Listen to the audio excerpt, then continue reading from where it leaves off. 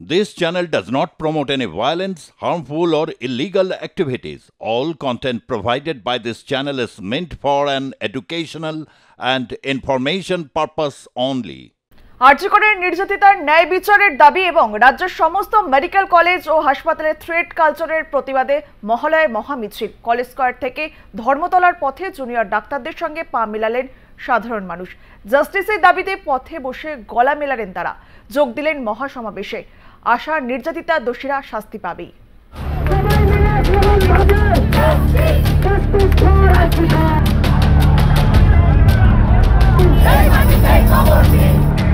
এক অন্য মহালয়া, এক অন্য পুজো, অন্য শহর কলকাতা। যে কলকাতার মহালয়ায় এবার কোনো আনন্দ নেই।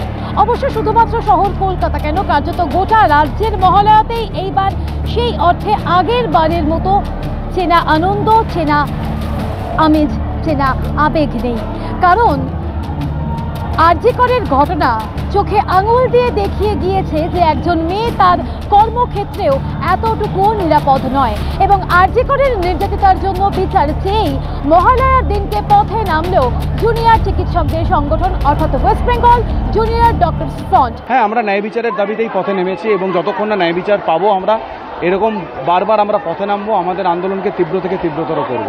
সমাবেশ হবে, বিভিন্ন ধরনের মানুষ বিভিন্ন রকমের মতবাদ রাখবেন, দেখা যাক কিভাবে আন্দোলনকে এগিয়ে নিয়ে যাওয়া যায়। ধ্বনি যদি আপনারা দেখেন তাহলে এটাই দাঁড়ায় যে যন্ত্রণা, যে আর্তনাদ, যাতে 9 তারিখের ঘটনা কোনো ফিরে না আসে। তাহলে দুটো প্রশ্ন এখান থেকে আসে।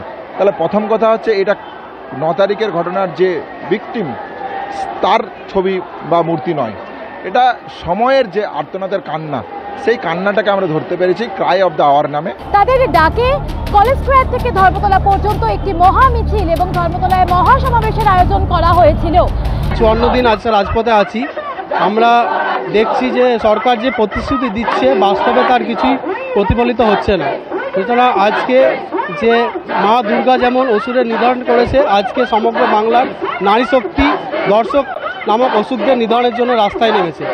এই অভয়ার বিচার আমরা পাবো, যতদিন না পাবো আমরা রাজপথে আছি, আমরা আন্দোলন চালাবো। দ্বিতীয় অভয়া যাতে আর কোনোদিনও না হয়, পৃথিবীর বুকেই যাতে দ্বিতীয় অভয়ার কখনো না হয়, সেই দাবিতেই কিন্তু আমাদের এই আন্দোলন প্রথম থেকে ছিল। কিন্তু আমরা দেখলাম যে সুপ্রিম কোর্টে গিয়ে রাজ্য সরকার কোনো সদুত্তর কিন্তু এখনো অবধি দিতে পারেনি।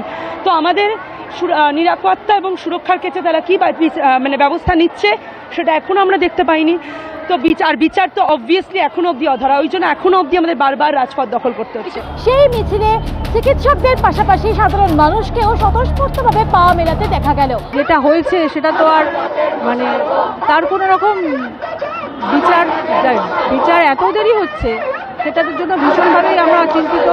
এই যে ছেলেমেয়েরা, আমারই ছেলের বয়সী সব ছেলেমেয়েরা রাস্তায় নেমেছে, এতদিন ধরে লড়ছে, এইভাবে লড়ছে, তার বিচার তো দেখেই ছাড়বো। এই রাজ্যে যে অরাজকতা চলছে তার জন্য তো প্রতিবাদের দরকার। তো মানুষ মহালয়ার কথা ভুলে এখন এই প্রতিবাদে নেমেছে। প্রত্যেকের একটাই বক্তব্য, প্রত্যেকের একটাই দাবি, এই পুজোয় তারা শুধুমাত্র বিচার চাইছেন। এইবারের পুজো বা এইবারের মহালয়া যে সত্যি একটা অন্য রকমের মহালয়া, সেই কথাই বললেন প্রত্যেকে। কি রাস্তায় তো নামা হয়েছে, এবার বিচার ব্যবস্থার উপর আমাদের আস্থা আছে, আশা করি বিচার পাবো।